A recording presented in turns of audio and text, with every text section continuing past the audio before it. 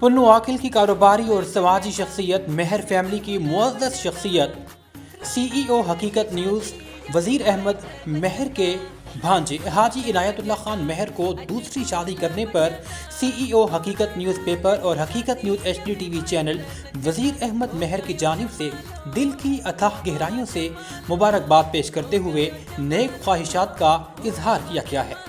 इस पुरमसरत मौका पर इनायतुल्लाह खान मेहर और उनके ख़ानदान को ढेरों मुबारकबाद पेश की गई है। तारियों बजायो सबई झुमरियों तपायो।